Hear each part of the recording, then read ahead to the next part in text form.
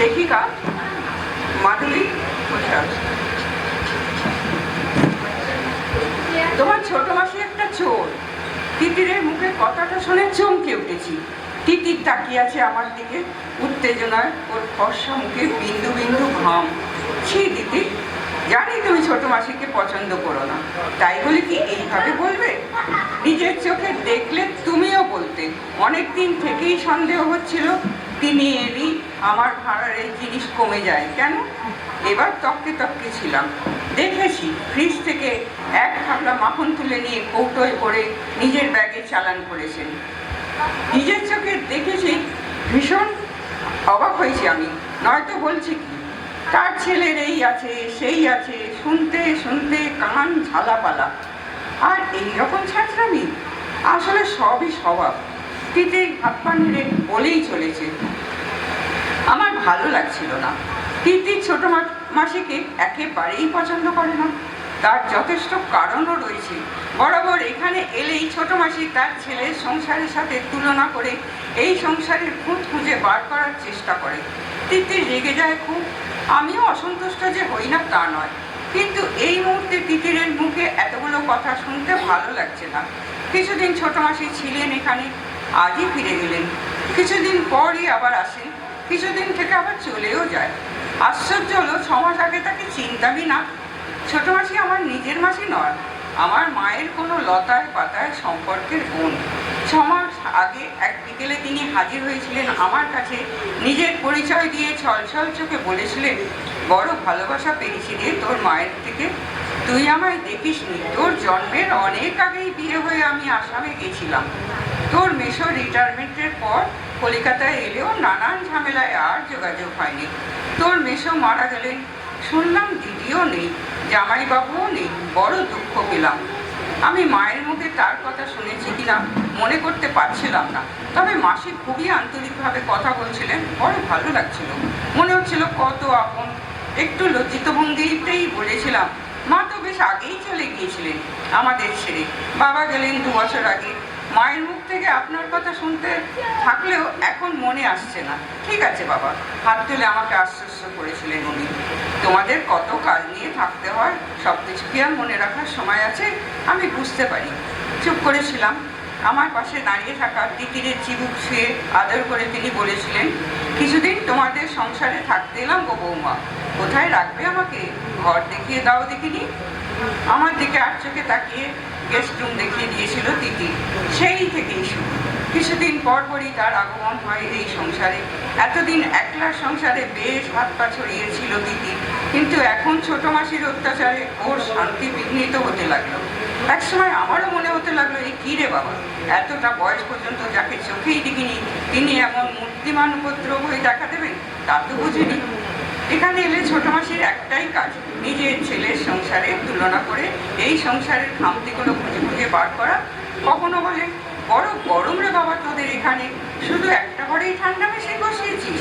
রিজু তো আমার রান্নাঘর ছাড়া বাকি সব ঘরেই ঠান্ডা মেশিন বসিয়েছে, কি আরাম। চোখ বন্ধ করেন মাসি। কোনোদিন আবার বলেন, আমাদের বাড়িতে প্রতিদিন 5-6 রকমের পদ রান্না হয়, নইলে রিজুর মুখে ভাতই রোছে না। অবশ্য রান্নার লোক আছে, তাই সমস্যা হয় না। তুই তো রান্নার লোকও রাখিস নি, বৌমা একা একা করবেই বা কী করে? তিতি রেখে গিয়ে আমার দিকে তাকায়। আমারও রাগ হয় রিজুর কাছে ফেরে গিয়ে। যদিও রিজুকে কোনোদিন দেখিনি। রিজু ছোট মাসির একমাত্র ছেলে। সেই ছেলের গুণগুণা জাপির করতে করতে সারাদিন কেটে যায় ছোট মাসি। আমাদের কিছুদিন বিরক্ত করে একদিন তলবিতলবা গুটিয়ে ছোট মাসি রওনা দেন ছেলের বাড়ির দিকে। আমি তাকে রিক্সায় তুলে দিই। ট্যাক্সি স্ট্যান্ডে যাওয়ার জন্য সেখান থেকে ট্যাক্সি ধরে নেন তিনি। যাওয়ার আগে প্রতিবারই আমার কাছে ট্যাক্সি ভাড়া চেয়ে নেন তিনি, এবং বলা বাহুল্য রিক্সা ভাড়াও। প্রথমবারই বলেছিলেন, আমার কাছে বেশি টাকা রাখি না রে, বড় ভুলো মন আমার, কখন কোথায় হারিয়ে ফেলবো, দে বাবা কিছু টাকা দে। রিজু আর বৌমা বাড়িতে থাকবে না, দুজনেই অফিস যাবে, ভাড়াটা তুই যদি দিস খুব ভালো হয়। আমার কাছ থেকে ট্যাক্সি ভাড়া নিয়ে গেলেও আমাদের তার বাড়িতে যাওয়ার কথা তিনি কিন্তু একবারও বলেন না। আমি মাঝে মাঝে বলি, তুমি একবার রিজুদা, বৌদি আর নাতনি তোয়াকে নিয়ে এসো ছোট মাসি, পরিচয় হোক সবার সাথে ভালো করে। মাসি গর্বের সঙ্গে বলে, এদের কি আর সময় আছে? সারাদিন শুধু কাজ কাজ আর কাজ। দেখি তবু বলে আসতেও পারে। ছোট মাসি চলে যেতেই তিতির ঠোঁট পাকিয়ে বলে, সব মিথ্যে কথা, 10 মুখে নিজেদের ঠাটপাটের কথা বলতেই শুনছি, দেখতে তো কিছু পাই না। ট্যাক্সি ভাড়াটা পর্যন্ত চেয়ে নিয়ে যান। এখানে এতদিন এসেছেন, একবারও হাতে করে আমাদের জন্য কিছু আনেননি। কিছু আনা তো দূর, নিজের বাড়িতে যেতে বলেছেন এমন কথাও একবারও বলেন না। আমি কিছু বলি না। ছোট মাসির মধ্যে এমন কিছু একটা আছে, তাকে বড় আপন মনে হয়, তাই খারাপ কিছু বলতে আটকায় আমার। কতবার ছোট মাসি ফিরে যাওয়ার সময় নানান অজুহাতে টাকা চেয়ে নিয়েছেন আমার কাছে, কিন্তু কখনো ফেরত দেননি। যেমন একবার বললেন, বাবা কি মুশকিল হয়েছে জানিস, তুই একটা বায়না ধরেছিল রসগোল্লা খাবি, কিন্তু আমার কাছে তো টাকা নেই, তুই আমায় কিছু টাকা ধার দিতে পারবি, পরের মাসেই শোধ করে দেবো। আমি দিয়ে দিয়েছিলাম টাকাটা। তিতির বলেছিল টাকাটা দিলে তো ওই টাকা আর ফেরত হবে না। আর এতদিনও দেখছি তো ছেলের বিশাল চাকরি করে কত অহংকার, আর এমনিতে ছোট লোকই চাল, একটা পয়সাও হাত দিয়ে করে না। ভিতরের কথায় তিতিরের কথাই সত্যি হয়েছিল। ছোট মাসি টাকা ফেরত দেওয়ার প্রয়োজনই মনে করেননি। আমাকে চুপ করে থাকতে দেখে তিতির বলেছিল, দেখবে তুমি টাকা ফেরত পাবে না। তারপরে তো বেশ কিছুদিন কেটে গেল। আমি কিছু মনে করলাম যে এইবার যেদিন তিতির ছোট মাসি আসবে, আমি তার সাথে একবার যাব, তার পিছন পিছন ঢুকিয়ে যাব, দেখবো তিনি কোথায় যান। কেন জানি না আমার মনটা খুব খারাপ লাগতে লাগলো। মনে মনে ভাবলাম মাসির বাড়ি থেকে ঘুরেই আসবো, সব পরিষ্কার হয়ে যাবে। কিন্তু আরো বড় চমক আমার জন্য অপেক্ষা করছিল। মাসির বলে দেওয়ার ঠিকানায় গিয়ে দেখলাম সেখানে রিজু সেন বলে কেউ থাকে না। প্রচণ্ড আশ্চর্য হয়ে বাড়ি ফিরলাম। পুরো ব্যাপারটার মধ্যে রহস্য কি বুঝতেই পারছিলাম না। তিতিরের কাছ থেকে চেপে গেলাম ব্যাপারটা।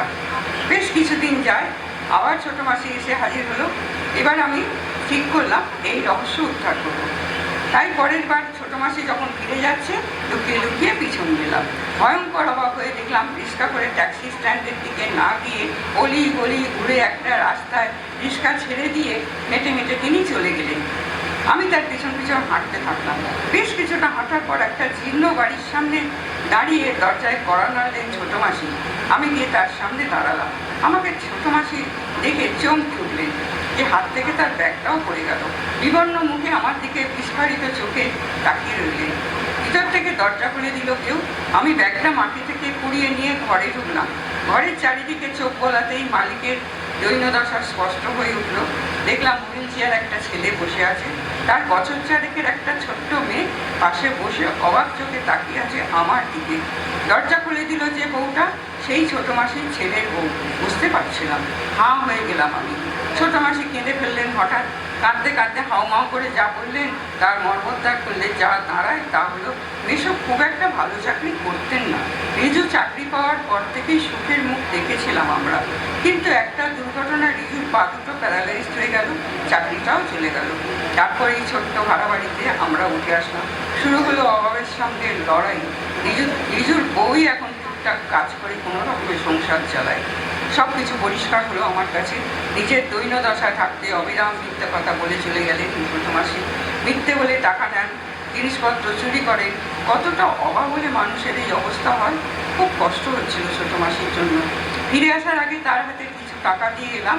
তিনি ধরা গলায় বললেন, ভালো থাকিস বাবা, পারলে রিজুর বইয়ের জন্য একটা ভালো চাকরি খুঁজে দিস, বেঁচে যাই তাহলে। বাড়ি চলে এলাম, আশ্বাস দিলাম চেষ্টা করব। তিতিরকে সব খুলে বললাম, ওরও চোখ ভিজে গেল। পরে বললো, আহারে, পরের বার ছোট মাসি যখন আসবে অনেক যত্ন করব। আর এখন তো আমাদেরই তার কাছে যাওয়ার কথা, আমরা তাকে সাহায্য করব, তার পাশে দাঁড়াবো। নমস্কার।